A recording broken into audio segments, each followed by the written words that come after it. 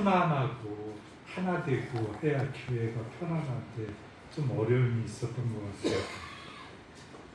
그 그림 보이시죠? 네. 이건 어떤 그림인 것 같아요?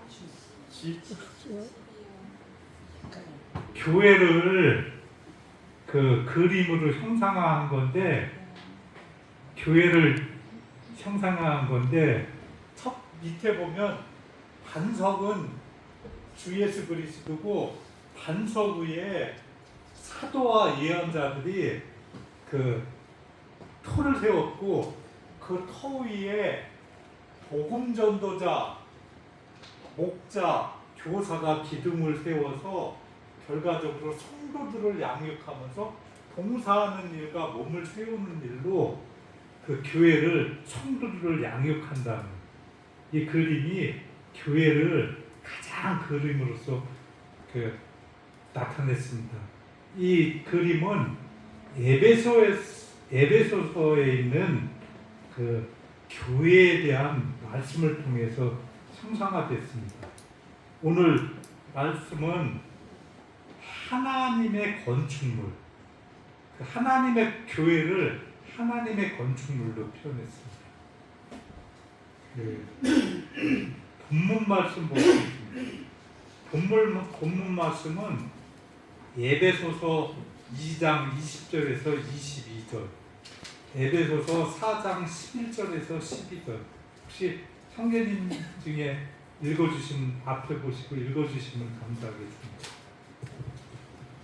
너희는 사도들과 선지자들의 허 위에 세우심을 입은 자라. 그리스도 예수께서 친히 모퉁이 돌이 되셨느니라. 그의 안에서 건물마다 서로 연결하여 주 안에서 성전이 되어가고, 너희도 성령 안에서 하나님의 거하실 처소가 되기 위하여 그리스도 안에서 함께 지어져 가느니라.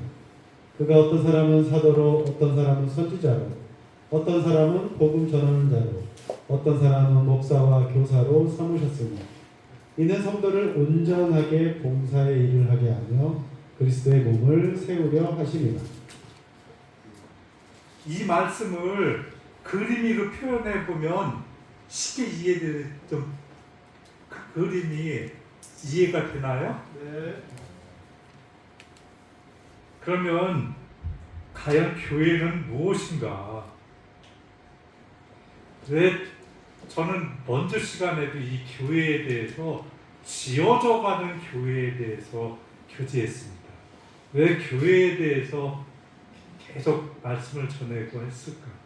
제 자신이 교회에 대해서 바로 알기를 원했고, 교회에 대해서 성도가 아는 것은 얼마나 중요한가. 만약에 의사가, 사람의 인체를 모르는 의사가 훌륭한 의사가 될 수 있을까요? 없을까요? 예? 그러면 이 성도는 교회에 대해서 바로 알고 잘하는 것이 중요할까요? 중요하지 않을까요? 중요하죠, 잘하는 게. 예.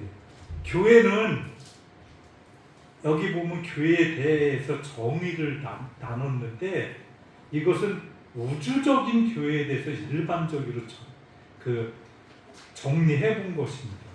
근데 이 말씀을 보면 너무 추상적이고 이상적이라 잘 이해가 힘들 것입니다. 이것을 좀 더 쉽게 표현하기 위해서 교회에 대한 서술적인 묘사들을 한번 살펴보면, 그 교회를 하나님의 성전이라고도 부르고 그리스도의 몸이라고도 하고 그리스도의 신부라고도 하고 진리와 기둥의 터라고도 합니다. 그리고 하나님의 건축물로 표현합니다. 그럼 에베소서를 통해서는 교회에 대해서 잘 표현했는데, 하나님의 건축물로서 교회를 표현했습니다. 그러면 교회를 이해하기 위해서는 우리가 우주적인 교회도 필요하지만 이 지역적인 교회, 우리가 항상 모이는 이 평택 수구교회, 지역적인 교회에 대해서 이해를 하는 게 필요하지. 그 교회는 무엇일까? 성도님들 다 그 교회를 이해하기 위해서는 교회 구성원, 교회의 본질이 무엇인가를 알아야 됩니다. 교회의 본질은 무엇일까요? 교회의 전부가 무엇이에요? 예?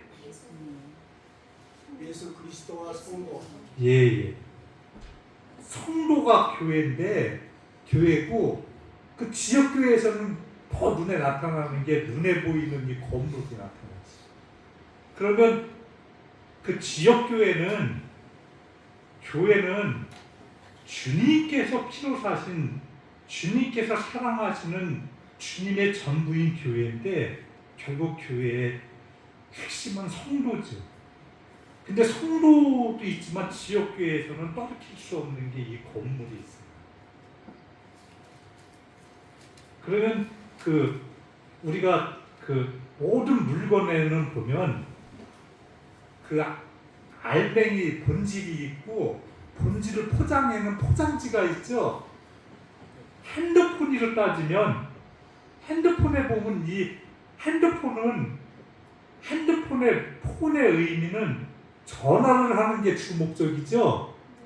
근데 여러 성도님들이 가지고 있는 핸드폰을 전화를 사용하는 게 몇 프로가 될까요? 그 이외에 컴퓨터의 역할을 하죠.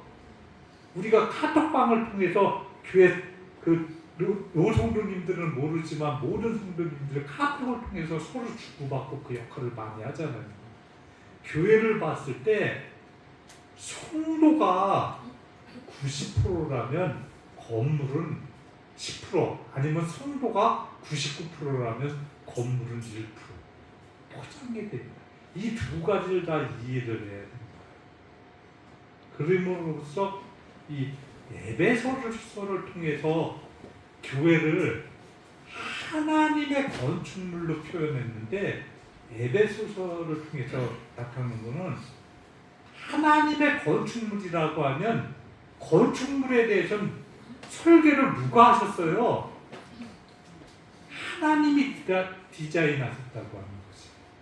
두 번째는 교회를 이해하기 위해서 하나님이 태초에 창세전에 디자인하신 거고, 두 번째 예수 그리스도께서 반석 모퉁이 돌이 되셨다고 하는 거지.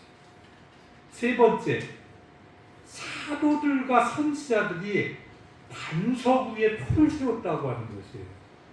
네 번째 복음 전하는 자와 목자와 교사로 터 위에 기둥을 세웠고, 그 세워진 기둥에 하나님의 거하실 처소가 되기 위하여 예수 그리스도 안에서 우리가 함께 지어져 가는 것입니다. 성도 양육을 통해서 이것을 에베소서에 있는 교회의 모습을 그림으로 정리했다고 하는 것입니다. 그러면서 다시 이걸 정리해서 이 그림을 보면 교회가 좀 이해가 쉽게 되죠. 그러면 첫 번째, 하나님이 디자인하신 교회라는 것은 무엇인가?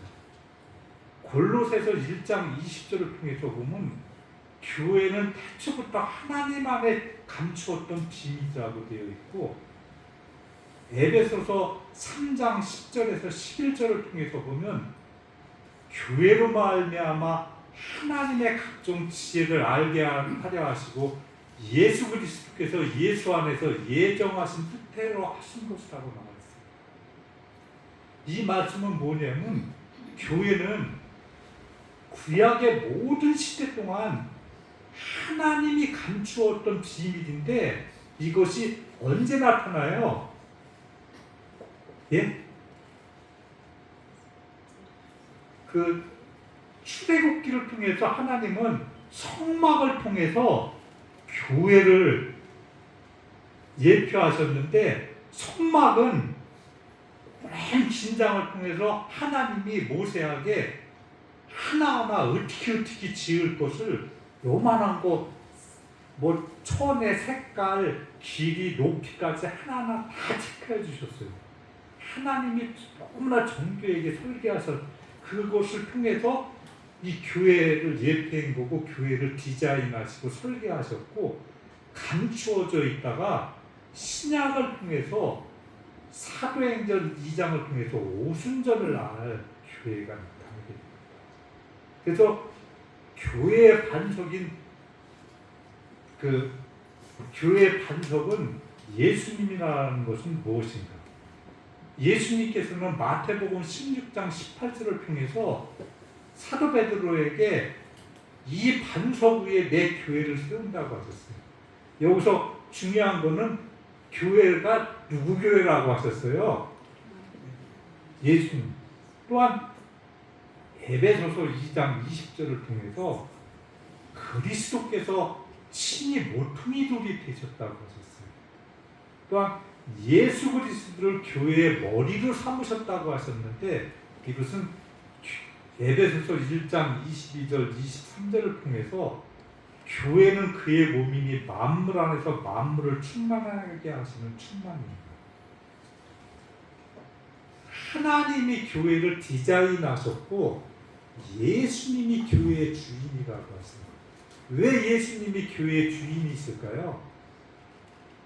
왜 주인이세요? 예? 이거에 대한 답이 안 되면 처음부터 다시 시작해야 돼요. 예수님이 머리가 되고 하나님이 주인이 돼야죠.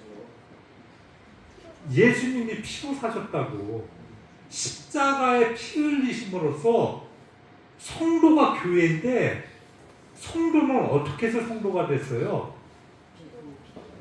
예수님이 십자가에서 피로 사셔서 구원을 하셔서 그 믿음으로 교회에 더해진 것이죠.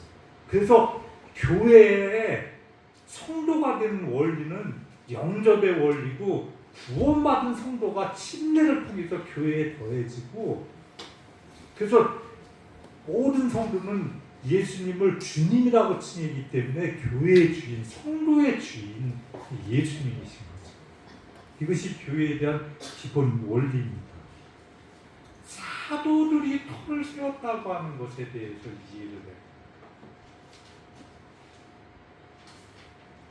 예수님이 이 반석 위에 내 교회를 세우리니 하면서 그 얘기를 한 게 누구죠? 누구한테 이 얘기를 했어요? 그래서 베드로가 오순절날 사도행전 2장을 통해서 성령의 놀라운 역사로 3,000명이 구원받는 역사가 일어납니다.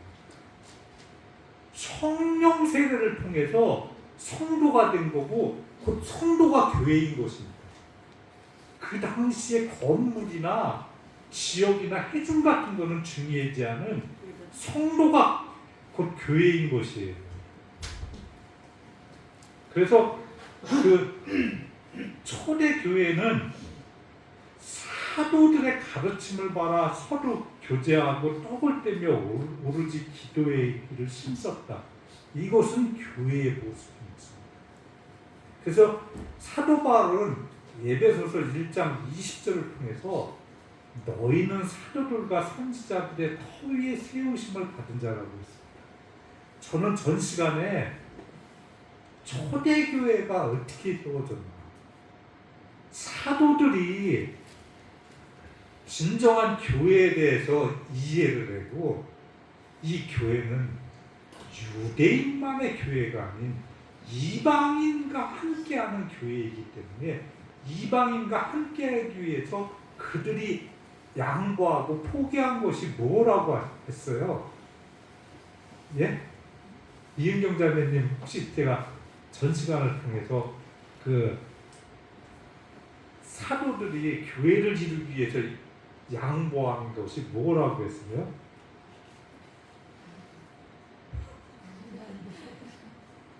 그때 당시에 가장 어려운 게 이방인과 그 유대인들의 차이점은 음식 문화였습니다. 그들이 예를 들어서 돼지고기를 먹는다든가 우상숭배인 걸 먹는다는 것은 도저히 이해하지 못하고 할례받지 못한 이방인과 함께 교회를 구성하는 것은 이해하기 어렵지만 예수님이 모든 인생들을 위해서 십자가에서 들어갔기 때문에 교회는 유대인만의 교회가 아닌 이방인과 헬라인과 유대인의 교회이기 때문에 그것을 양보해서 하나가 됐다고 했어요. 그럼으로써 그들이 그 하나가 됐는데 평택시부교회가 그 큰 차이가 없는데 어떻게 하나가 될 수 없냐 그 말씀을 나눴죠. 그래서 그림을 통해서 보면 그리스도께서 피로 사셨다면 초대교회를 사도들이 그 위에 터를 세웠다고 하는 거죠. 그래서 현재 교회는 제도권 교회고 교파 교회인데 그 교회가 초대교회로 돌아가자고 하는 것은 사도들이 세운 그 터 위에 교회를 세우고 지어가자는 그림인 거죠. 그러면 그 교회는 복음 전하는 자, 목자, 교사가 세계를 위해서 그 기둥을 지른다고 했는데 예수님이 교회를 세웠는데 교회는 세워서 예수님이 교회를 세운 순간 교회는 완성된 건가요? 지어져 가는 건가요? 지어져 간다고 했죠? 교회 건물을 지어져 가기 위해서는 기존 기반 터 위에 가장 먼저 세워져야 되는 것이 무엇인가요? 예? 기둥이죠. 기초공사는 반석은 예수님이 했고 거기에 기초공사는 초대교회를 통해서 사도들이 세웠다면 그 위에 이루어지는 건 기둥이 이루어져요. 그 기둥은 일반적으로 우리 건물은 사각기둥인데 이 교회는 삼각기둥이에요. 그림을 통해서 보면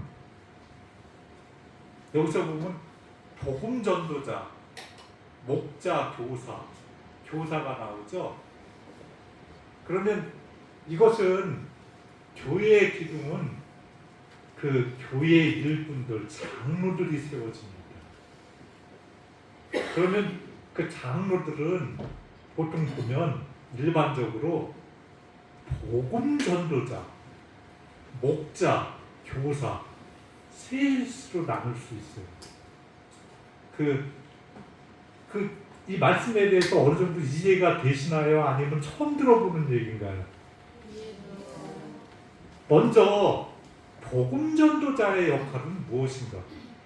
복음 전도자는 어떠한 역할을 해요? 교회 내에서? 예? 교회의 가장 큰 목적은 뭐예요? 그렇죠. 잃어버린 양을 찾아서 구도자들에게 복음을 전해가지고 교회로 인도하고 예수님의 그 주 그리스도를 전해야죠. 두 번째 목자.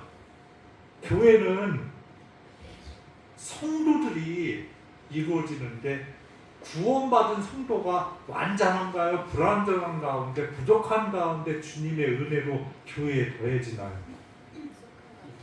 예? 예. 그래서 교회는 여러 가지 어려움이 있고 힘들 때 목자가 양에 대해서 먹이고 돌보고 돌봐야 돼요. 세 번째 교사. 교사는 어떤 역할을 할까요? 교회 내에서. 말씀으로 성장할 수 있도록. 여기서 보면 주님께서 교회에 은사들을 주셨는데 이 세 가지 은사는 교회를 가장 지탱하는 기둥적인 은사예요. 복음 전하는 자는 세상으로 나아가 죄인들을 그리스도의 복음을 전하고 교회 교제 안으로 인도하고, 목자는 양무리를 돌보며 먹이고 격려하며 양육하고, 교사는 하나님의 말씀을 쉬운 방법으로 가르쳐주고 조라운 방법으로 성경의 교리를 가르쳐줍니다. 여기 보면 핸드폰으로 이거 찍는 요 카메라 다리가 몇 개예요? 세 개죠. 왜 교회를 세 개의 기둥으로 세웠을까? 기둥은 뭐가 네 개 기둥이 튼튼할까요? 세 개 기둥이 튼튼하고요. 근데 왜 주님께서 세 개 기둥을 세웠을까? 세 개 기둥 중에서 하나가 삐끗하면 이거는 어떻게 돼요? 쓰러지죠? 그래서 복음 전하는 자, 목자, 교사, 교회에서는 이 세 가지가 꼭 필요합니다. 주님께서는 성도가 구원받는 순간 은사를 주십니다. 은사를 주시는 목적은 무엇이에요? 주님께서 교회에 은사를 주시는 목적. 예? 교회를 그림을 다시 한번 보겠습니다. 봉사를 통해서 교회를 세우고 성도들을 양육하기 위해서 은사를 주셨습니다. 그러면 이 세 가지가 복음 전하는 자, 목자, 교사가 교회 내에서 각자의 역할을 하면서 조화를 지도해요. 그 교회 내에서 장로로 세워지는 그 교회 성도님들은 그 은사를 주시는데 세 가지 중에 꼭 한 가지만 주는 것은 아니고 거의 세 가지를 다 줍니다. 근데 그 중에서도 특출나게 세 가지 중에서 잘하는 부분이 있어요. 제 말씀이 맞나요? 아니면 틀리나요? 그러면 세 가지 일에 대해서 잘하면서 그 중에서도 본인한테 특출나게 준 은사에 대해서 더더욱 사모하고 이것에 대해서 활용을 합니다. 또한 조화를 이룬다고 하는 것은 어떤 한 그 장로 형제가 내가 세 가지 욕심에 대해서 다 할 수 있지만 세 가지를 다 하려고 욕심을 부리면 안 돼요. 교회는 서로가 동역을 통해서 이루어지는 것입니다. 교회를 보면 어느 교회는 상당히 훌륭한 그 교회 일군 장로 형제님이 있는데 그 교회가 전부 교사의 은사만 세운 형제들을 3명, 4명을 세우는 경우가 있고 어떤 때는 복음전도자만 세우는 경우가 있고 목자 은사만 되는 걸 세우는 경우가 있는데 뛰어난 형제들을 세운다 하더라도 그렇게 될 때 교회가 조화를 이루면서 잘 발전되는 게 아니라 이 세 가지 은사를 세운 형제들이 세워질 때 잘 조화를 이루죠. 그래서 교회에서는 그 교회에 필요한 은사를 주님이 주셨기 때문에 이 교회에는 세 가지 은사가 분명히 나타나는 그 교회 성도가 있습니다. 그러면 이것을 세워주고 조화롭게 일을 해야 됩니다. 근데 어느 교회는 보면 젊은 형제들이 일을 하게 되면 그 교회 내에서 일을 하는 걸 잘 보지 못하고 그냥 세워주지 못하고 그래가지고 교회를 떠나는 경우도 있고 아니면 그런 경우도 많이 있고 그런 것 같습니다.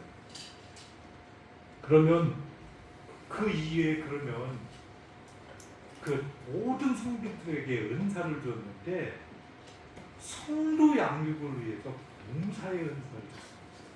교회를 세우기 위해서 기둥을 세웠다면 기둥 다음에는 건물이 세워지기 위해서는 뭘 세워야 돼요? 벽을 세워야 되죠? 벽을 세우고 벽을 세운 다음에 이후에 비나 비를 피우기 위해서 지붕을 세워야죠. 이것이 성도들에게 주신 봉사의 은사. 뭐 봉사의 은사라고 했는데 여기서는 세 가지를 나눠봤습니다. 물론 더 나눠질 수 있지만 그 로마서를 통해서 보면 섬기는 은사와 구제하는 은사가 있어요. 또한 긍휼을 베푸는 은사가 있어요. 근데 이 은사는 그 세 가지 교회의 기둥을 이루는 그 은사를 가진 형제님들이 이 은사를 가지지 않은 게 아니라 이 세 가지 은사는 기본적으로 모든 성도님들이 다 가지고 있는 거고 이 은사가 결코 다른 은사에 대해서 부족한 것이 아닙니다. 그렇지만 이 은사를 특별히 더 가지고 있고 이것을 나타내고 교회를 위해서 사용하는 성도님들이 있어요. 모든 은사는 주님이 주셨고 은사가 없는 성도가 없는데 이것을 발견하지 않고 사용하지 않는 것입니다. 섬기는 은사는 로마서 12장 7절을 통해서 보면 교회 안에서 구체적으로 보이지 않게 서로 돕는 은사를 말합니다. 구제하는 은사는 무엇이냐면 성도들의 모습을 살피고 성도들의 부족함을 도와주는 것입니다. 우리 모임에서 가장 아름다운 모습이 뭐냐면 일반적으로 이 은사를 가진 성도들은 놀랍게도 저 성도가 어느 부분이 부족하고 어느 부분이 아픈가 고통스러워하는가를 빨리 알고 보이지 않게 구제하는 경우가 있고 또한 이 지역교회를 떠나서 우리 지금은 그 밴드 같은 걸 통해서 그 전국교회에서 어려움을 겪는 그러한 성도님들이 있으면 보이지 않게 그 성도님을 구제하고 아니면 그 보이게 구제하는 그러한 일이 이루어집니다. 이러한 모습은 그 교팍교회에서 일반 제도권 교회에서 나타나지 않는 우리 교회에서 있는 상당히 아름다운 그 모습이 아닐까 싶습니다. 긍휼을 베푸는 은사 이것은 뭐냐면 긍휼이라는 말은 연민과 동정의 의미를 갖습니다. 우리는 서로가 부족해요. 부족한 부분이 많이 있어요. 교회에 대해서 실수할 수 있고 아니면 부족한 행동을 할 수가 있어요. 이러한 때 어떠한 모습을 바라봐야 될까? 예를 들어서 제가 표현하겠습니다. 제가 좀 먹을 욕심이 많습니다. 먹을 욕심이 많아가지고 냉장고에 놨던 성도님이 떡이나 그걸 넣어놨는데 제가 냉장고를 열어봤는데 그 떡이 보이는데 교회를 우연히 왔다가 분명히 다른 성도님들이 다음에 이거를 먹으려고 준 건데 제가 먹는 욕심이 많아가지고 그걸 몰래 꺼내 먹었어요. 꺼내 먹고 채우지를 않았어요. 그러면 그것을 본 성도님이 봐가지고 내가 이거 먹으려고 했는데 저걸 왜 가져갔네 해가지고 기분이 나빠가지고 막 화를 내고 성도들한테 이거 누가 가져갔어요? 이거 큰 소리를 내는 게 옳을까요? 아니면 저 성도님이 저거를 먹었으니까 좋은 일이다 하고 얼마나 저게 먹고 싶었으면 먹었을까 하고 그 마음으로 위로해 주는 게 옳을까요? 만약에 성도님들이라면 어떠한 방법을 택하겠습니까? 이것이 교회 내에서 교회 내에서 서로가 부족해요. 서로가 미흡해요. 잘못된 행동이나 부족한 행동이 나오면 긍휼한 마음으로 보고 사랑으로 감싸는 것이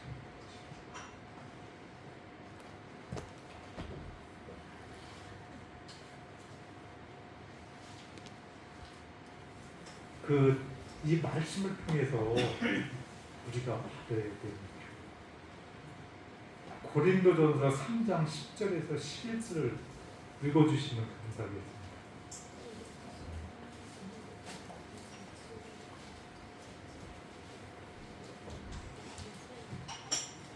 내게 주신 하나님의 은혜를 따라 내가 지혜로운 건축자와 같이 터를 닦아둠에 다른 이가 그 위에 세우나 그러나 각각 어떻게 그 위에 세울까 조심할지니라. 이 닦아둔 것 이외에 능히 다른 터를 닦아둘 자가 없으니 이 터는 예수 그리스도라. 예, 이것은 교회를 건축물로 표현할 때 잘 표현한 구절이 아닌가 싶습니다. 이 부동산 건축물로 봤을 때 건물 세우기에서 가장 중요한 게 뭐냐면 부지입니다. 땅, 터. 그 터를 예수님이 세워놨듯이 교회는 하나님이 디자인하고 예수님이 터가 된 것입니다. 그렇기 때문에 교회의 주인, 교회의 그 몸의 머리는 예수님인데 이것에 대해서 내가 어떤 방법으로 디자인하고 내가 건축하고 내가 바꾸고 하는 마음을 가지면 안 되고 주님이 주신 은사에 의해서 교회를 잘 성도들을 양육하고 봉사해야 된다는 것입니다. 그래서 실질적으로 적용을 한다면 에베소서 4장 2절을 통해서 우리 성도들이 겸손과 온유한 마음으로 사랑 가운데 교회 내에서 행하는 것. 또한 성도들은 다 부족합니다. 제가 그 기간을 통해서 깨달은 게 이 세상에서 나보다 부족한 사람은 없구나. 이 교회 내에서 나보다 부족한 성도는 없구나라는 걸 깨달았어요. 나야말로 가장 완악하고 교만하고 그러한 자라는 걸 깨닫고 내 자신이 변하면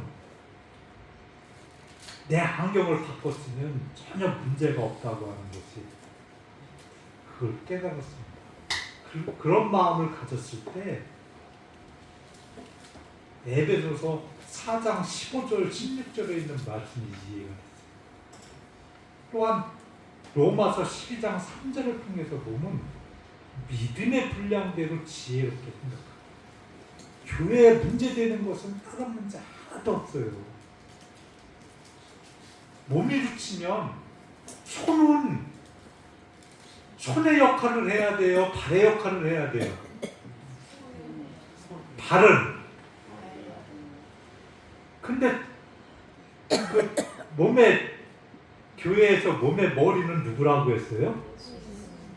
근데 놀랍게도 손이나 발이 막 머리 역할을 하려고 하는 모습을 봤습니다. 그래서 믿음의 분량대로 또한 봉사를 해야 되는 그 귀한 은사를 받은 성도님이 나는 앞에 나서고 싶어가지고 자꾸 그 은사가 아닌 다른 것을 하려고 사모한다면 성도님들이 여러 가지 불편해요. 또 실질적인 것 로마서 12장 3절을 통해서 보면 소망 중에 즐거워하며 교회에서 성도님들이 있으면 기쁜 일이 있고 즐거운 일이 있어요. 어제처럼 교회 성도가 그 자녀가 혼인식을 한다면 소망 중에 즐거우며 함께하며 기뻐하는 것이죠. 환난 중에 있으면 서로 참으며 서로 위로하고 기도에 힘써야 되죠. 또한 성도들이 쓸 것을 공급하며 상대접하기를 신실하는 것은 성도들이 다 연약하고 부족한 부분이 있어요. 나한테는 가지고 있는 것이 있고 풍족한 것이 있는데 그 물질만 말하는 것이 아닙니다. 옆에 성도가 부족한 것이 있다면 그것에 대해서 공급할 줄 알고 선대 접하기로 힘쓰고 이렇게 할 때 교회는 주님이 주인이신 교회가 되고 하나님이 디자인한 대로 교회의 모습은 지어져 가는 것입니다. 이를 위해서 우리 성도들이 함께해야 되고 하나가 되어야 되는 것입니다. 예, 이것으로서 말씀 전하는데 질문이 있는데 질문해 될까요? 예예 그러면 형님의 예화를 통해서 예, 냉장고에 떡을 먹었어요. 예, 그러면 그 떡을 든 분이 화가 났어요. 그러면 예. 떡을 형제님 먹었으면은 어떻게 해야 될까요? 일단 떡을 먹은 사람이 네. 먼저 내가 그 얘기를 해야 되겠죠 먼저. 사과를 해야 되겠죠? 예, 예. 그게 중요한 거죠. 예. 그랬을 때 그걸 저기 되고 저는 제 마음은 설사 그게 부족해서 사과를 하지 않았다 하더라도 두 분이 왜 사과를 안 해요? 사과를 해야지. 그거는 그 성도의 믿음 상태에 따라서 그럴 수 있죠. 그렇지 않아요? 저도 질문했어요. 아, 예, 예. 그 부분은 문제는 그 사람이 아니에요. 그 모독적인 부분이에요. 탐욕을 가지고 있다면 내가 어떤 빵집에 갔어. 이 빵을 너무 먹고 싶어요. 그걸 그냥 먹을 수 있지. 현재는 돈을 좀 사 먹어야 되지. 그냥 먹을 수 없잖아요. 그거와 똑같은 거예요. 그거는 모독적인 부분이고 사람이 아니라고 보거든요. 이 부분을 가지고는 모독적인 부분이라서 내가 아이들한테 이야기할 때는 이걸 가지고 우리 자매님, 아이들한테 양육을 할 때도 네, 자매님, 네.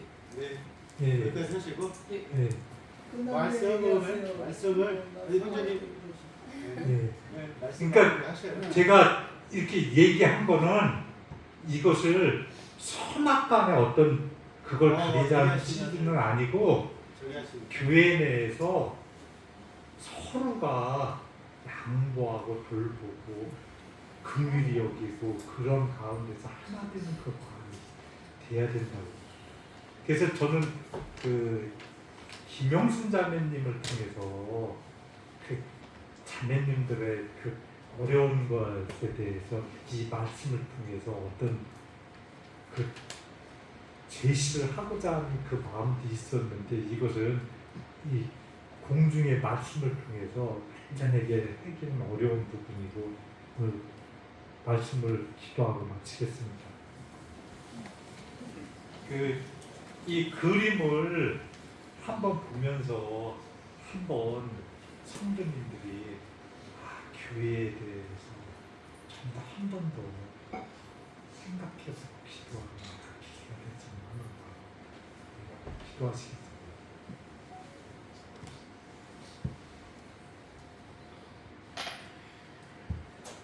주님 감사드립니다. 이렇게 주일날 주님께서 피로 사신 성도님들을 불러주셨습니다. 참 성도의 신분이 무엇인가? 시편 말씀을 통해서 시편 기자는 주님의 성전 옆에 집을 짓는 제비도 참 복이 있다고 말씀드렸습니다. 우리 구원받은 성도가 주일날 이 교회에 나와서 주님 앞에 예배를 드리는 것이 얼마나 귀한 것인가.